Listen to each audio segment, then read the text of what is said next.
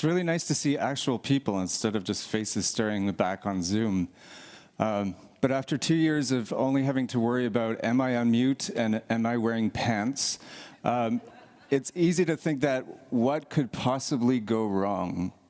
Well, there's a lot that could go wrong up here, and that's kind of the point.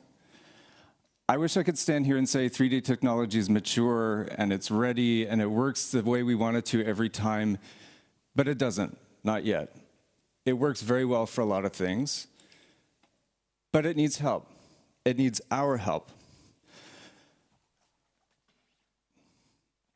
A longtime member of this group wrote, "To achieve this, however, technology must follow and adapt to each company. No company will use software in exactly the same way. There will always be specific usage scenarios and procedures which above all further in-house organization." He goes on to say, "This requires an intensive dialogue between the technology and apparel industries." Dr. Andreas Seidel wrote that 12 years ago, telling us to get onto 3D. Because if it doesn't work for us yet, the only ones who can help make it work are us.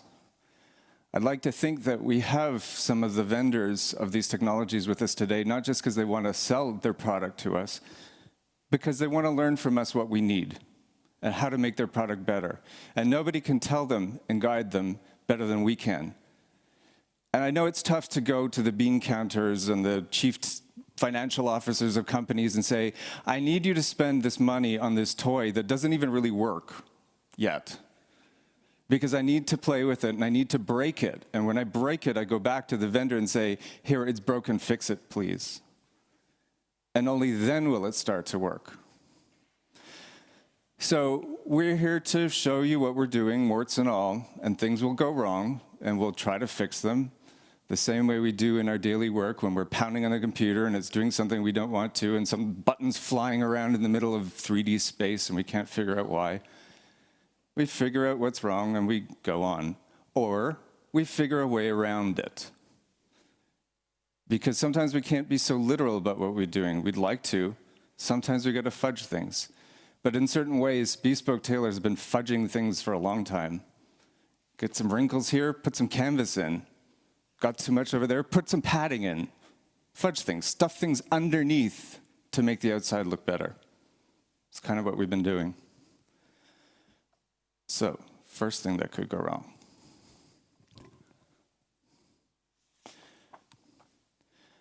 The first recorded systems of measurement came to us about 6,000 years ago in Mesopotamia, which is now the Middle East. There were 12 different systems of measuring. They had systems of measuring slaves, and different systems of measuring beer, and different systems of measuring cattle, and different systems of measuring fields. And by systems of measuring, I don't mean just the rulers or the toys, but they had different counting systems, different bases. We're mostly familiar with base 10 math, things that are neatly divided by 10, which we believe came to us from people counting on their 10 fingers. But in Mesopotamia, it was more common to use base 12. They'd use their thumbs as pointers and count 1, 2, 3, 4, 5, 6, 7, 8, 9, 10, 11, 12. And we still use a little bit of this today. Some of us buy buttons in gross. What's a gross? It's a dozen, 12 times 12. But the most common system of counting was a sexagesimal system. What's sexagesimal? It's another one we still use today. It's base 60. We see it in 60 seconds in a minute and 60 minutes in an hour, but also the degrees of a circle. 360 divides by 60 6 times. The Sumerians were excellent astronomers and excellent mathematicians, but this was complicated. Their basic unit of measurement of length was the cubit. We've probably heard of the cubit. Noah's Ark was so many cubits by so many cubits. Well, what was a cubit? The cubit was the space between the elbow and the end of the middle finger. And it could be divided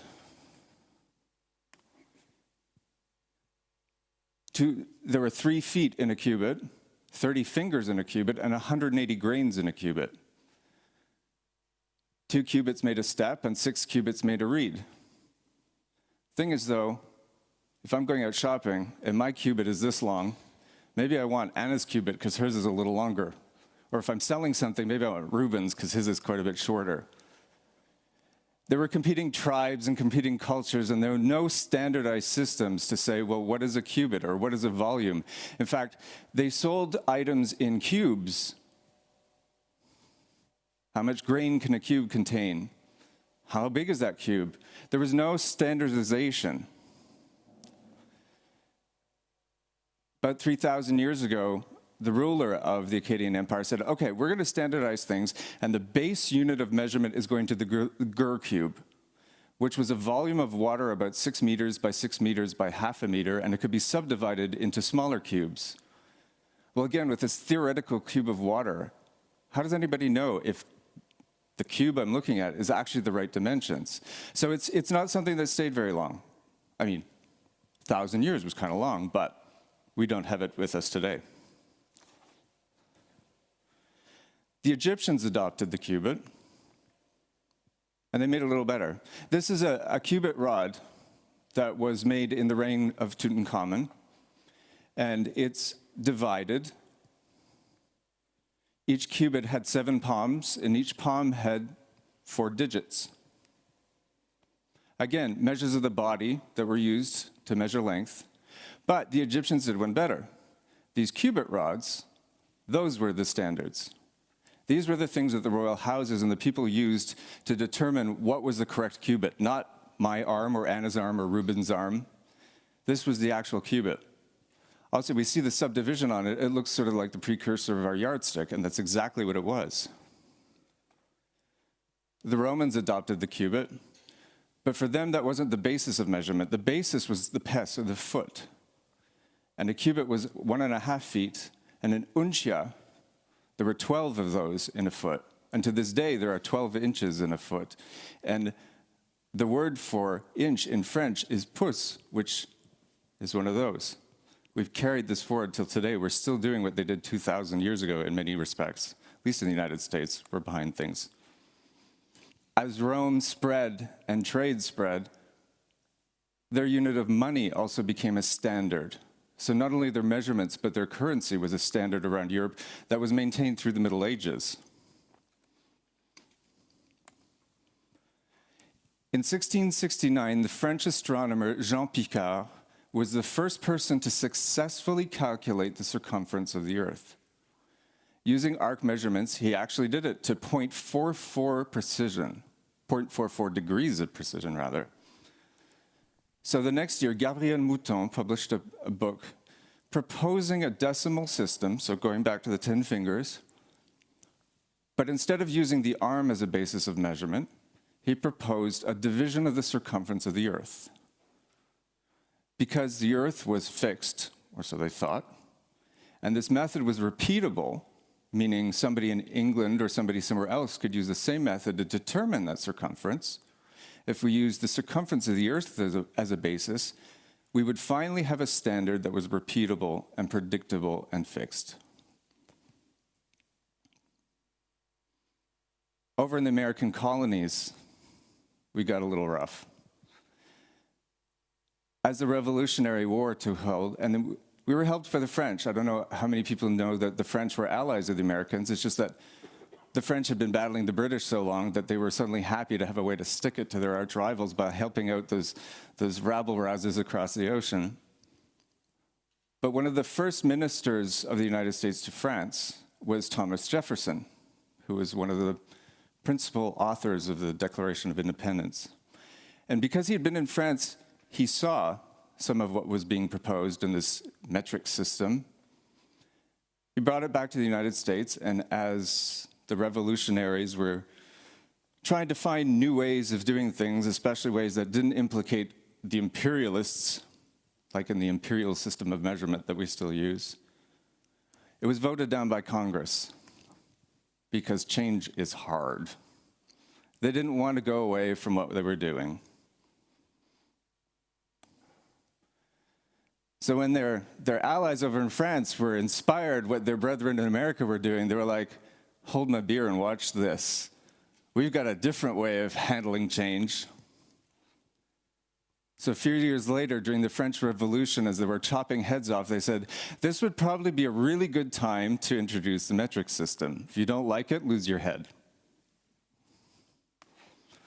So in 1799, the meter was established as a basis of the unit of measurement. And the meter was 1/10,000,000th of the distance from the North Pole to the equator, passing by the Paris meridian. 30 years later, James Chesterman invented the retractable tape measure, which he sold for $17 US. Now, $17 for one of these seems like a lot of money, but when you think about it, it's actually 540 euros in today's money. Measuring people was big business. So much so that there was an explosion of systems of measurement and systems of drafting, and all with lofty titles about the science and art or the new superlative complete and blah, blah, blah, blah, blah. You were wrapping measuring tapes and had all sorts of contraptions and devices, complicated ways of measuring things. We still have a lot of them, although we probably don't use a lot of them. There was a way of measuring the incline of the back. In fact, I'll start passing some of these around.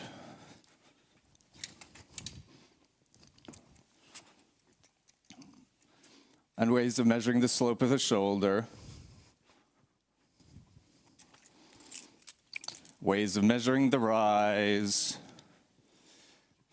Just come up and grab them and pass them around. Some of them were so complicated, they would have impressed the French mathematicians or the Sumerian astronomers. This one from Stone's Advanced Superlative Coat and Vest System was so well illustrated and so well thought out. I mean, he seemed to think of everything and document everything. I have to wonder why probably nobody in this room has ever heard of him. In the 1860s, a German mathematician published a work on anthropometry, which basically is the science of measuring bodies. And a few years later, in 1910, it was republished as Dr. Wampen's System of Scientific Artistic Coat Cutting for America.